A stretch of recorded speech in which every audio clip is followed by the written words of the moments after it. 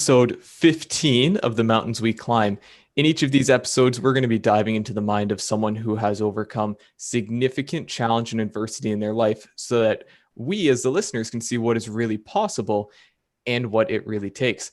I'm your host, Jordan Kilpatrick Smith, and today we're going to be exploring Reshteen's journey from scardom to stardom.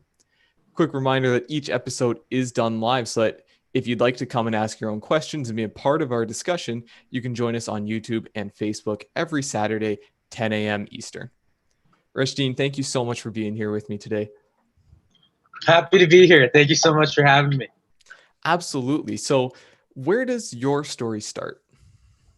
I guess it stems from childhood, most definitely. I think at a very young age, I was learning a lot about kind of my parents and how they were kind of came up and kind of the, I guess, negative paths, specifically my dad was taking. Uh, to go more into detail with that, I guess he essentially got into Canada, had nothing going for him, was essentially just a refugee and was working delivery driver jobs, kind of trying to make ends meet before he decided he wanted to go back to university. And after he graduated, he got a incredible job in Afghanistan. But I guess with all the success, he started seeing a mistress. Mm.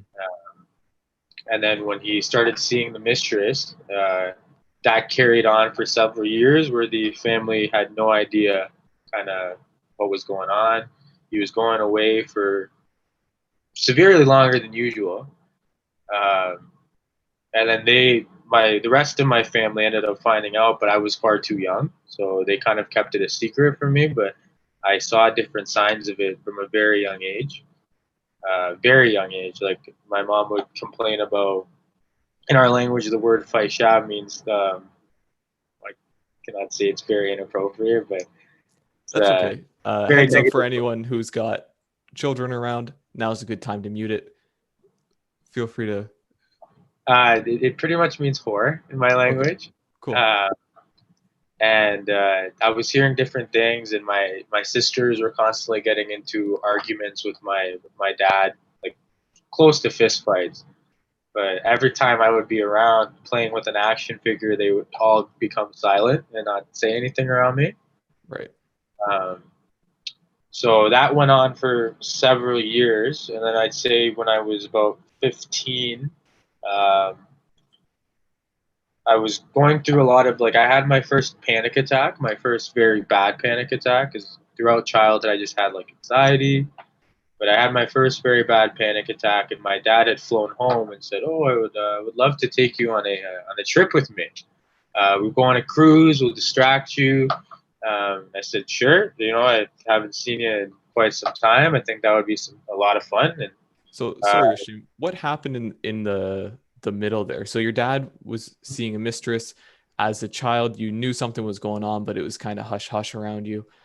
And then you just mentioned that he came back and you hadn't seen him in a long time. What happened in that gap there? he came back for a couple weeks here and there throughout the past few years there, but I never really heard much from him. I just kind of would see an email from him pop up every once in a while saying, "Oh, I sent your mom some money. How's school?" So very He much was in Afghanistan, is that right? he was in Afghanistan. Yeah, he Okay. was essentially a big deal. He worked very hard, got a good job once he finished at McMaster, and his life kind of took a 360 where he was essentially one of the biggest things in the country. He had multiple things going for him. He was the president of health and education out there, so he had really made a living for himself. Yeah. Um, so as all that was happening, he was continuously seeing the mistress, working his job, traveling all over the world, not really telling us, what was happening, what he was experiencing, all the cool stuff he got to saw. He was very much at his own kind of he beat at his own drum type of thing. Mm-hmm. So essentially, I had that panic attack, and it was my first time actually seeing him for, I guess, more than 24 hours, because he would usually come home say hi, and then go out. So he would be in the city, like be around us, but he would go see friends and family and go to the bar and stuff. So I never actually got the experience to hang out with him. Right. So he says, "Oh, we're gonna go on a cruise." So we get to Lester B. Pearson Airport, and there is a Afghani family. He says, "Oh, like I work with them. They're a bunch of great people. They're going to be joining us." Right off the bat, he kind of made it clear that it would just be us going. Okay.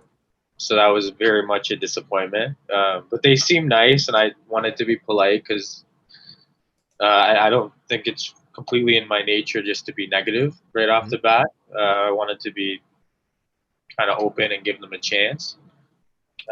We get to Orlando, we get on the cruise, and we were spending every waking second with them. Like we went ski doing with them, we went to every type of exertion you can think of. We had lots of fun, but I was so confused, like, because I was not being kind of explained who this family was. Right.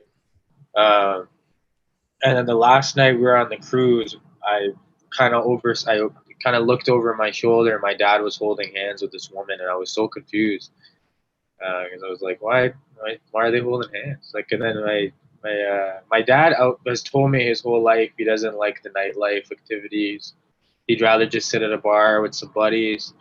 But this lady would say, "Oh, me and your dad, we're gonna go to the club tonight. We're gonna get drunk and then do all sorts of substances." And it was such a big shock to me because I would never kind of expect my dad to be like that. He was more of like the quiet bar guy. Went home, did some pharmaceuticals, and went to bed. Right. So we get off the cruise, and I thought that we were just going home. And he says, "Oh no, we're going to be going to Disneyland or Disney World or whatever it's called at this hotel." And I had a very bad panic attack, and I was throwing up for a couple hours, like nonstop throwing up. And he says, "Oh, I'm going to go out for dinner with her." And I said, "Oh, I'm your son. Like, you're not going to sit with me and while I'm kind of in agony here?" And he said, "No." He said, "I'm going to go out." So I called my mom, and I said, I was telling her how I was having a panic attack, and she was calming me down. And I said, "Oh, who is this lady?" And I mentioned her name, and she immediately broke down and said, that's your father's mistress. You should ask her about it, or ask him about it." So he comes back about 2 hours later, pretty hammered. He's been drinking. He's intoxicated for sure. He comes in and he sits on the bed, and I say, "Tell me about this woman. Tell me about her. I want to know everything. Let's hear it." And he says, "Oh, for the past 25 years." So my mom and my dad have been married at that point for about 30 years. He says, "For the past 25 years, I've been seeing this woman." I said, "Can you go more into detail? Because that's a very nonchalant way of saying it. Can you tell me exactly what you mean by that?" Because seeing could just be like, "Oh, we're going on a coffee, we're friends," or there's so many different meanings to that terminology. So I said, "Can you go more into detail?" And he says, "Oh, I've been having an affair." And immediately I felt my anxiety, my panic attack symptoms kind of disappear, and I developed severe anger. So I ended up damaging the whole hotel room and shoving my dad, and I was at the point of essentially killing him. I was so upset because I'm a mama's boy at heart, based on only being with my mom my whole life. So I'm pro mom consistently. So I was very close, and then something went off in my head, and I said, "I can't do this. I don't want to have this reputation of killing my dad."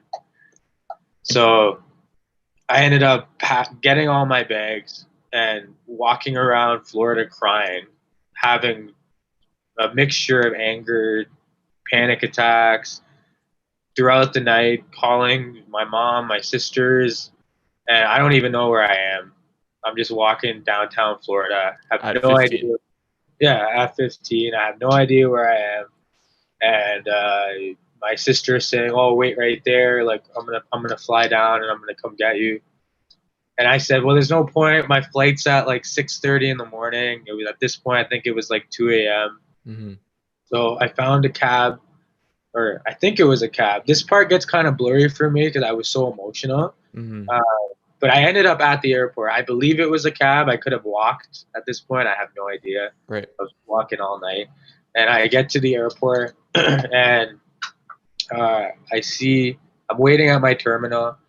And I remember my dad comes and tries to talk to me and he says, "Oh, this is my real wife. Your mom's not my real wife. She's a cancer to me." And I just told him to shut the, part of my language, shut the F up. Mm-hmm. And there was another lady that was in the area in our terminal, and she was looking at me, giving me these dirty looks, like, and then she called me crazy and said that she said something along the lines that I'm some sort of schizo, something along the lines of that. And I remember I ended up yelling at her, and I looked like the crazy guy, definitely at that Right. crazy guy at the airport at 6 a.m. that's Yeah. yelling at everyone. And we're talking, and he says, "Oh, I'm gonna go back to Afghanistan with her. I'm gonna get on a flight with them." So it's like he put me through all this, and then all of a sudden he's like, "Oh, I'm gonna go back with her. You can Right. go alone." So I said, if I make it into music and I gain success and I gain stardom and I create my own fame and my own destiny and my own success, I don't want you a part of it. So anyone watching, don't do this to your parent. But I spat in his face, and I got on the flight. Didn't see him for a couple of years, but when I got home, I made it a mission to release a song every week from the most garbage setup I had in my living room in my mom's house with the USB microphone that my mom bought me when I was very young. And I made it a certain thing. I said, I got a vision and a mission board, and I said, I'm going to put out a song every week. I'm going to generate views. I'm going to generate success. I'm going to start sneaking my way into shows. And at that time, I was already sneaking my way into shows. I was 13, 14, sneaking into showcases and kind of open mic talent shows. But I said, I'm going to take it to an more bigger level. I'm going to lie about my age and get into these bigger hip hop shows and these bigger concerts that they had going on in Toronto. Yeah. So can I just pop in for a moment there? Sure. What age did you get into music? I was very young. I was around 6 or 7 years old when I discovered that I liked music. I always liked music. From what my mom was saying, she had this little radio for me that I have here, and she would Nice. play a mixture of Hindi songs to Lebanese music to 80s ballads when I was just in my crib as a baby, as an infant. So I'd say 6 or 7 was when I discovered that I loved music, and then my mom got me into Hindi lessons. It was I believe a Sikh or a Punjabi woman, I believe. I don't entirely remember.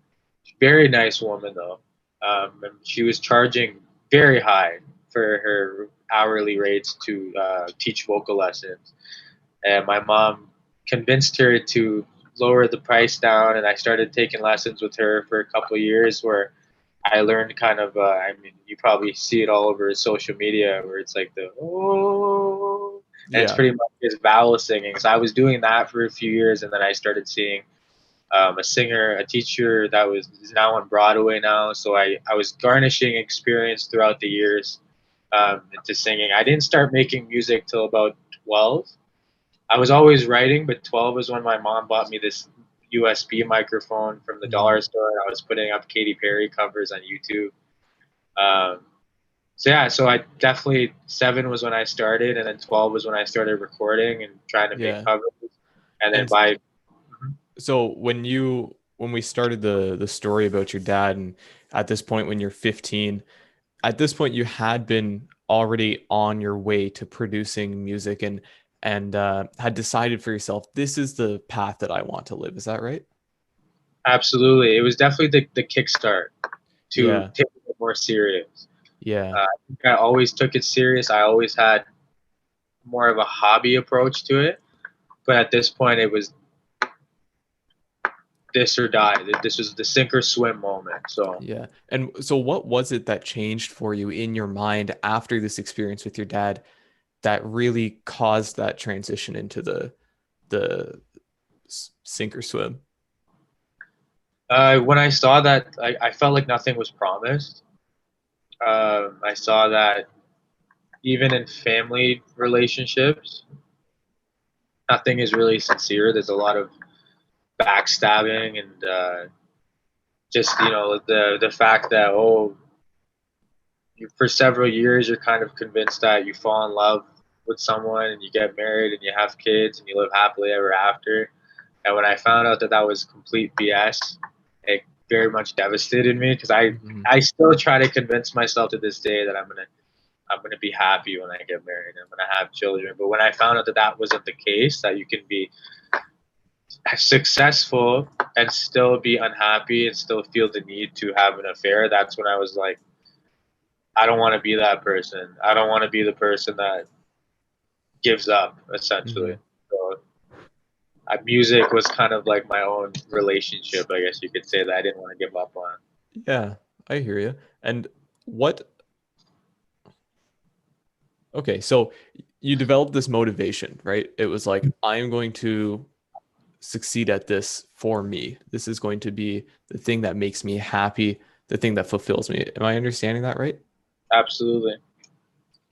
Cool. And so sorry, continue where you had left off there. You started to go to more shows. You said I'm going to put out a song every single week. So I said I was going to put out a song every week, and I wanted to do what I wanted to do. I very much love singing. I love ballads, but I also love rap music as well. That was something that kind of I developed later in life, but it was also a very big passion for me in my writing and stuff like that. So I wanted to put out different types of songs every week, which is ironically what we'll get into later is what I'm starting to do now. But I was putting out an R&B song one week, and then the next week I was putting out a pop song, and the next week I was putting out an old school rap song. And when I started doing it, the first 3 months I was barely hitting 60 views on each song, and I was Mhm. so disappointed. And I said, I have to think out of the box here. I got to do something bigger. So I had a friend that had a white cat, a white Persian cat, and I had taken a picture with the cat, and it was a goofy face. It was me doing like, Yeah. and I was doing the cat, and then I had all my social media handles and my SoundCloud handle where I was posting at the time, and I would throw those business cards around everywhere I went. If I would go into a McDonald's or Tim Hortons, I would hand it out to any high school kids or adults that were there. I was very nervous, but I would try my best, and most of the time it was just me handing the card and not saying anything. Um, So you just walked up to people, smiled, and were like, "Here you go." exactly, people were into it. Like they're actually accepting the card. When they would see the photo, they thought I was a comedian Right. at first, and then they would look at my social media and they would say, "Oh, he's a musician." Um, and then that generated kind of people saying, "Oh, you should do skits. You should do more comedy stuff." But I was so nervous and trying to get out of my shell. All I had in my mindset was making music, and then that was about kind of a month after I had been home. So for the full month, I was putting out a single. I was trying to generate promotion and advertisement, and then I did this showcase in Toronto. It was I believe it's called Talent Nation, but I believe they switched the name of it now. But it's a very popular showcase. A very big turnout. There's a lot of big executives and producers and different people in the industry that come out to this and kind of scout talent. And I didn't make it at first. You have to do like an audition process. I didn't make it, and then they emailed me back and said, "Oh, we want to put you into this runner-up position where you kind of go head to head with another talent and showcase your best skills, and then we kind of go from there and choose who we like better." So I said, "All right, I take the challenge," and I prepared myself for, I believe, 2 weeks. I was rehearsing every day in my basement, trying to figure out if I was going to do a cover, if I was going to do an original. And then I decided that I wanted to do an Ed Sheeran song. I did Lego House, and then I did a rap verse at the end. And I had a friend of mine kind of remix the beat, the melody, and then kind of add like a drum pattern at the end because it's very slow. Mm-hmm. And I did it, and I didn't think I was very good, but a lot of people said I had potential, and I didn't end up getting through.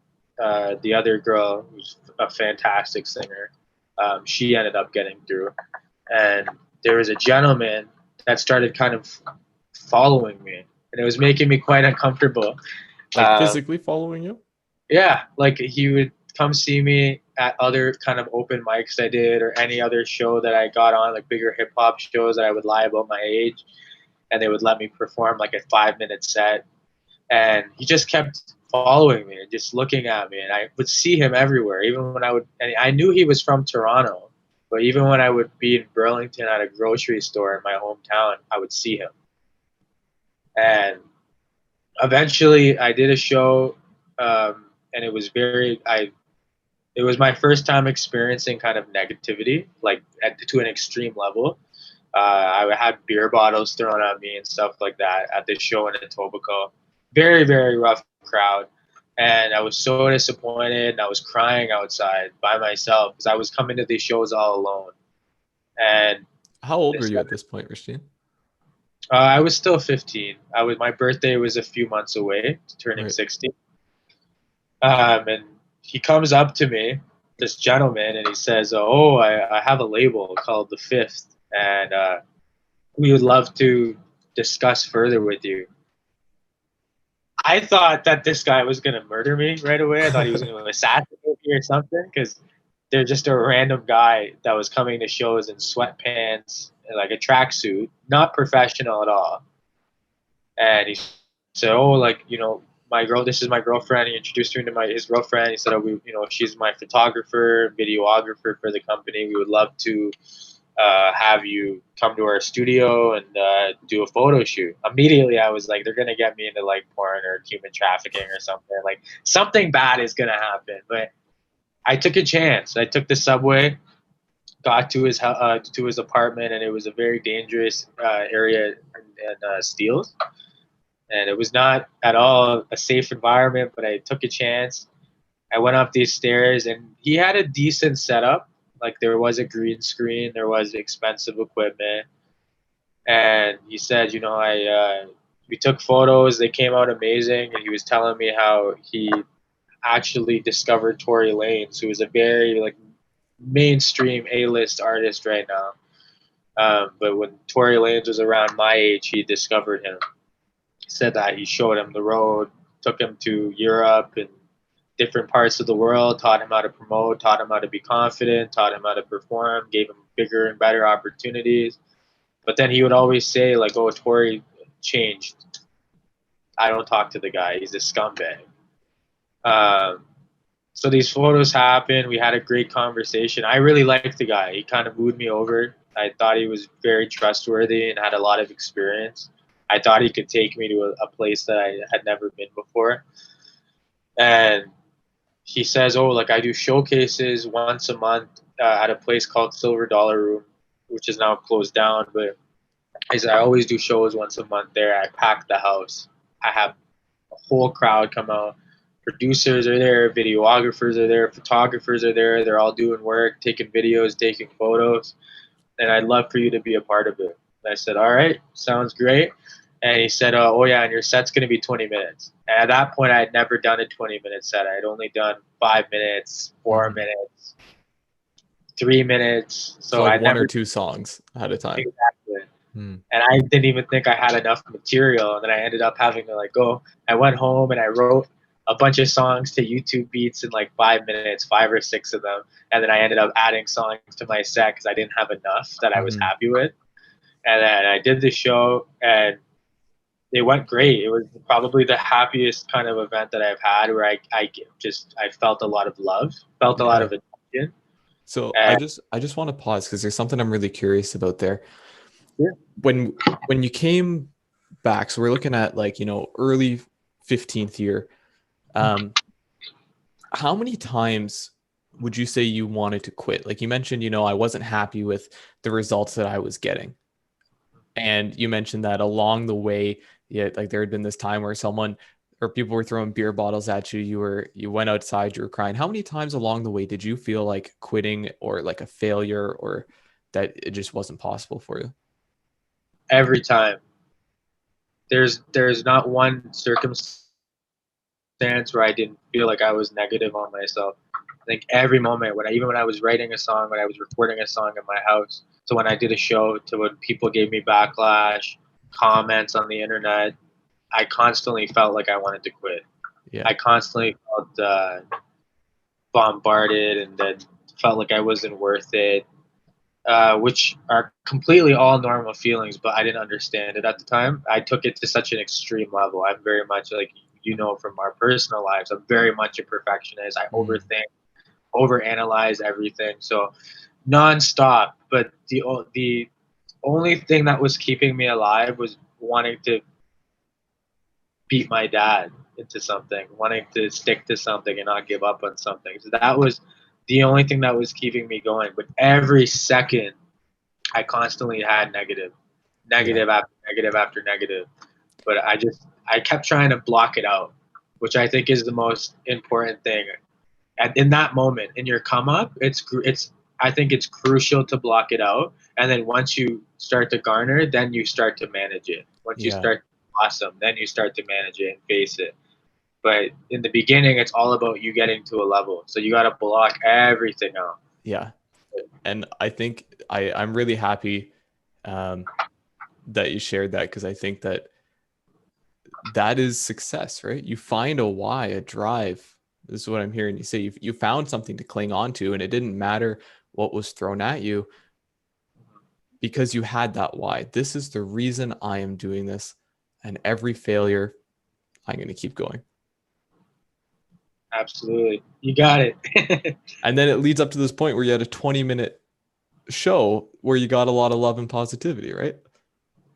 It worked out. And I think the universe, I say this so many times, I've said this so many times every time we've talked privately. The universe works in the strangest ways. Mm-hmm. It could give you so many negatives at back to back to back to back to back to back, but then one blessing will come. And it's like you completely forget about the negatives Right. just because of one kind of change. So I guess I did this 20-minute set. I got a lot of love, and I ended up going outside. My Freddie, who was my manager, or soon to be, had said, "Oh, come outside with me. I have a surprise for you." And I thought, like, he just wanted to go take a smoke break, or he had kind of positive words to say to me. But he had a bunch of like they're all local, like local hip hop music news stations, and he had a bunch of them lined up for me. And then all I remember coming out, and just it was just such a monumental moment for me because I was just getting so much attention, which is what I've wanted my whole life. Microphones in my face. Oh, and mind you, they're not like mainstream media, but it was still enough for me to wow me and say, I want this life. Right. Uh, they're all, oh, how did you feel about your performance? How did you feel about this? Oh, talk about this song. And it was just like, I felt like I finally made my mark where people were starting to notice me. And then he said, oh, like, you enjoy this. Maybe when you come back in, we'll talk about a contract. I said, okay. So I'm doing all these interviews, and I come back in, and I gave him a hug. Didn't even say anything. I gave him a hug, and I said, thank you, man. I want to sign with you. And he said, okay. And I signed the contract without even reading it, which, again, anybody watching, don't do that. Always take the contract to a lawyer. But I signed it without even thinking. And for the rest of those few months, I was sleeping on his couch. I completely moved into his studio apartment that had no AC. And I think I brought 3 or 4 shirts with me and 2 pairs of pants. Like, I very, very minimal. And we embarked on kind of the next step. How can we build on social media? How can we build an audience? How can we gain followers, gain viewers? And he had reached out to a producer in Toronto who wanted to kind of take my music to the next level. And I put out a song called Basic. and that was the game changer. That song was being played at nearly every high school party. It was hitting a different level of views online on Garter, doing SoundCloud, Facebook, and YouTube. And immediately that song opened the door for me where I was getting into bigger shows. I was hanging out with artists that I looked up to. So at that time I was 16 and I was just on the road of getting my own apartment, um, buying a car. Life was going spectacular. I was very happy. Um, And were you everything. still in high school? Did I you was stay in still. school?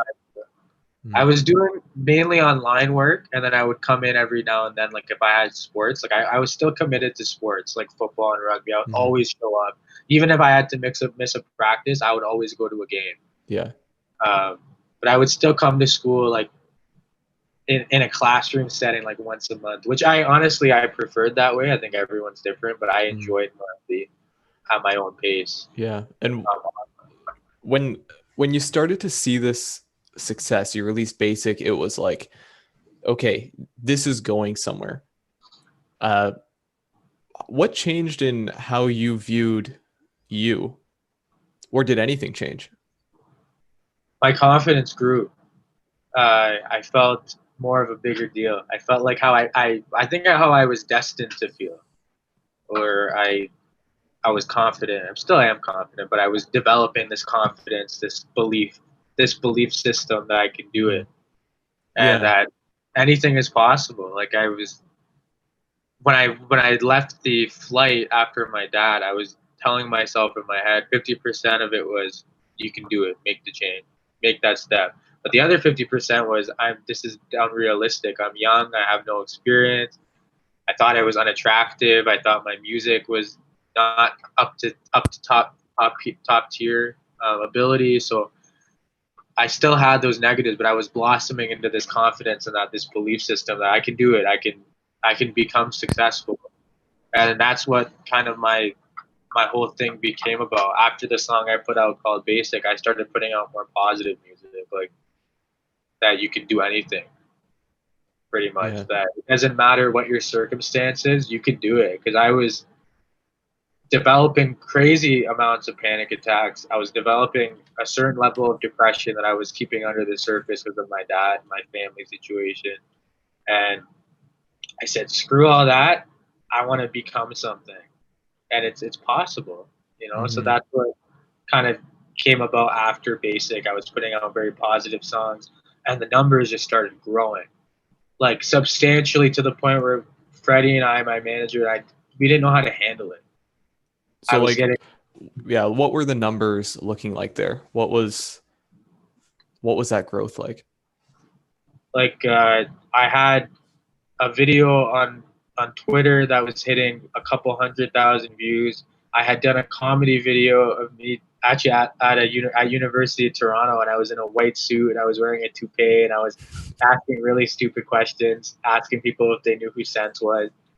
That video was hitting a couple 100,000 views as well. So at that time, 100,000 views was considered like you've made it out of Canada. Now, in the year 2020, if you don't hit a million views, then you haven't made it. But at the time, 100,000, like we didn't know how to deal with it. My manager was getting calls saying, "Oh, we want to get him into acting classes. We want him to be an extra on the show. And then I had other offers to be a principal role. I had other offers to go to auditions. So it's just left and right. And then there was a festival in Germany that was happening that I was offered to perform at. So I was getting all these offers right off the bat. And at the time, I still didn't have like the speaking ability. That was one thing I lacked on. I couldn't face someone in an interview setting or outside of a venue and talk to people. I had a lot of it's nice to meet you. My name's I was very shy, and Right. probably you wouldn't even believe it because when we met, I was, oh yeah, how's it going, man? Yeah. So he booked a flight out to Florida, and he said, oh, like he would give me this was a kind of a lesson he taught me, which I'll always hold dear no matter what negatives we have between us. We went out to Florida. He gave me a blank CD that had no sleeve on it, no cover. It was literally just like half the plastic was off, and it was just a blank disc, and on the back supported the cover of the case. And he would say, "Oh, go to this crowd of people and talk about your mixtape coming out." Was it a disaster the first few times? I was, "Oh, my name's Seds, and this is my CD." And I would stand there quiet, silent. Right. And people would say like, "Oh, does this kid have problems? Like, what's wrong with this guy?" and then my manager had taught me, so he would take me on right next to him, right beside him, and he would go up to people, groups of people, and say, "Oh, you know, this is my CD. I'm a young artist from Toronto. I would love for you to take a listen to it." And then he would have me copy, say the same thing, sense, but make it into your own version. So then I started developing abilities where I was going up to crowds of people and making them laugh, and then Right. I would making a gigantic conversation out of it, and then I would end up actually giving them the blank disc, thinking I had music on it when I didn't. So I started developing all these great skills, and then we got more deep into the social media marketing, which he helped me develop skills with that as well, how to build a social media, how to build a following. So everything was kind of going into the right direction. And every time we would fly back to Toronto, like everything was just growing at such a substantial rate. I was doing a show, like 3-4 shows a week. I was going on tours. I was acting. I was dabbling into stand-up comedy. Like I was doing everything. And throughout my life, I didn't even think I was funny. So I was learning so many things about myself in the process that I had the ability to speak to people, and I had the ability to make people laugh just on the spot. I didn't have to write things out. It was very much a momentum thing where I could just say something on the fly. I was doing rap battles where I would go to an event at a bar and I would freestyle and make fun of the other person. I was juggling so many different things. So that lasted for say about 2 years. Where I was just nonstop on the go. And I was still I don't know how I was doing it, but I was still completing online school for high school. Like I was still passing everything and getting through high school, making appearances at my school every now and then, feeling like I was a bigger deal. I'd walk into my school, everybody knew who I was. Right. Compared to when I left, like when I was not signed, nobody knew who I was. So everything was definitely growing. And I had a dog, like I had a car, I had an apartment, and this was all 16, 17 onwards. And then I guess this is where it takes the next stage in the story. It was a few months before my 18th birthday, and I got gotten booked for a show in New York City. So there was an artist in New York who had just become Logic's artist. Logic has signed him to Def Jam, I believe, or a big label in the States. And he posted something on Instagram where he said, "Oh, I'm doing a big show at Webster Hall in New York City." And Webster Hall is a beautiful venue in New York. It was something I dreamed about, being able to perform there. Big stage, big lights, long stage hall for fans, and it was brilliant. And I had gotten everyone I know on my social media. I'm talking thousands of people. I sparked some sort of engagement for people to tag my name in this comment section. Mm-hmm. And he had privately direct messaged me on Instagram and said, "You won by a landslide. You're booked. Wow. You're on the show. Can we talk to your management?" So I gave them my manager's number.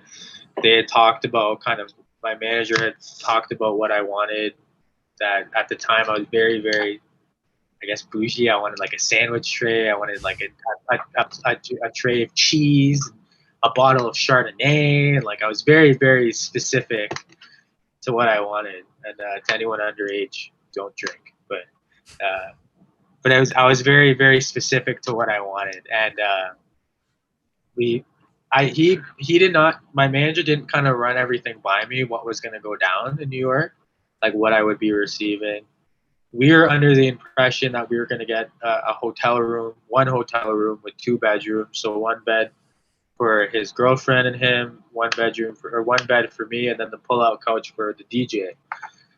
That was not the case at all. It was literally a motel room when we got there, very small, and I had to sleep on the floor because there was only one bed and a pull-out couch. And they didn't. And the way my mindset works is, if you're the artist, if you're the talent, you should sleep the most comfortable. They didn't have that mindset at all. So I started seeing different kind of true colors from them 2 years after knowing all of them. Right. They had me sleep on this moldy floor. Like, pretty much mold was right this far away to my head. Yeah. And For people listening, you're showing about a foot. Yeah. Yeah, about a foot. Yeah. Thank you.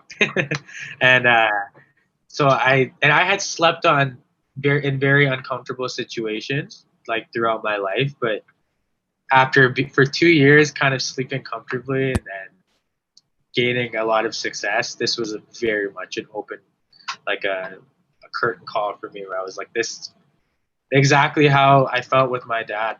Life is not how it seems. You don't know people. You don't know their intentions. Things can just fail. Things can kind of decline. So I'm sleeping on this moldy floor while everyone's sleeping comfortably on a pull-up couch and a bed. And I'm in the middle of the night. I'm seeing bugs crawl beside me. Like, it was definitely the most uncomfortable sleep I've ever had.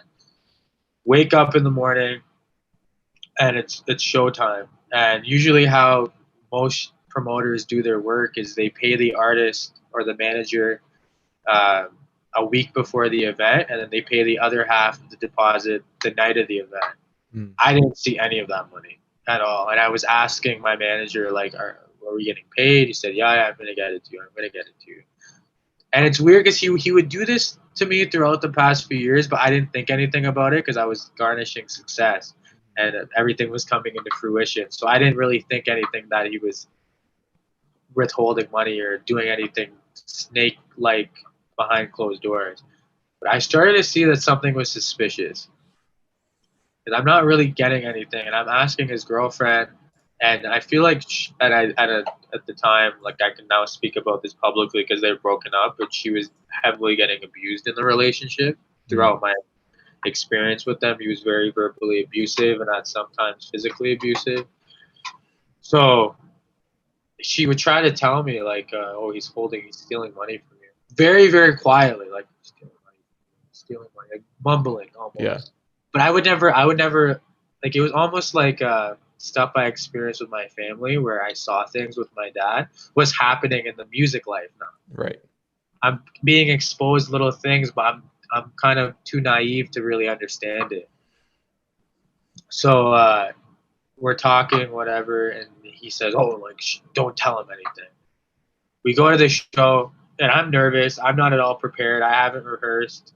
And this is one of the most toughest ever. It's been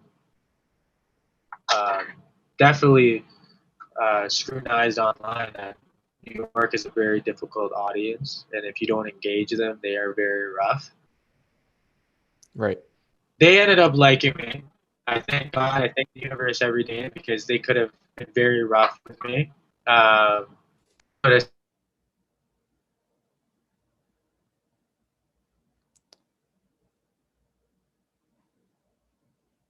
Reshteen? I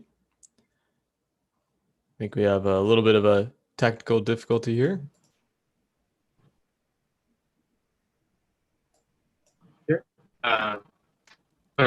Essentially, if you want Hey, hold on, Reshteen, one moment. No problem.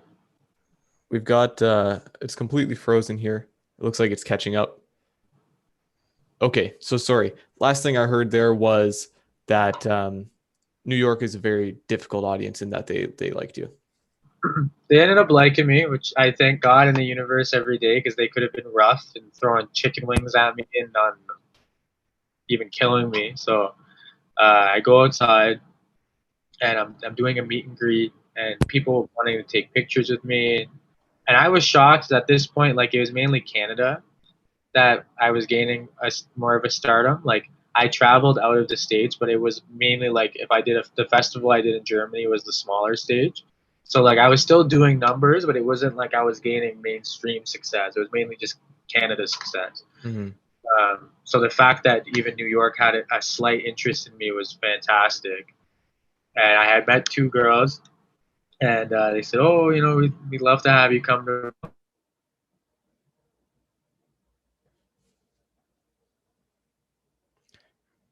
We're getting some more freezing.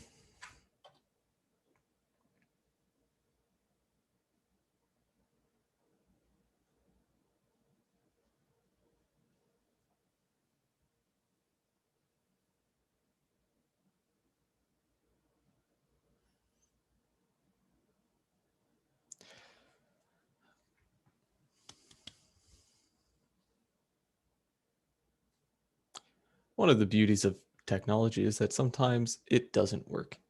And on this podcast, this is a story of overcoming. Sometimes we have to overcome technology as well. So please bear with us as we figure out what's going on here, how to resume our conversation.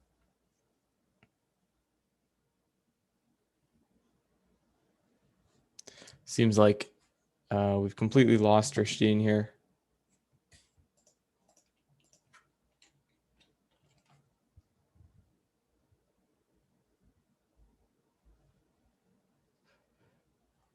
Are you there, Reshteen?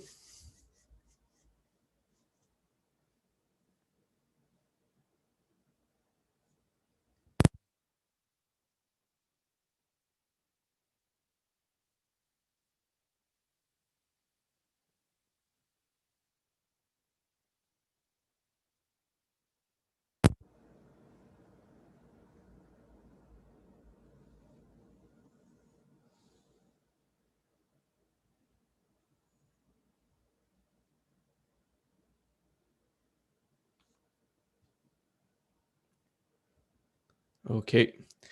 Apologies, everyone. I'm going to end the live stream now. I encourage you to come check us out with the audio afterwards. We will have all of this edited, put nicely together for you, and you can check that out on Spotify, Apple Podcasts, Google Podcasts. It'll be all nice there.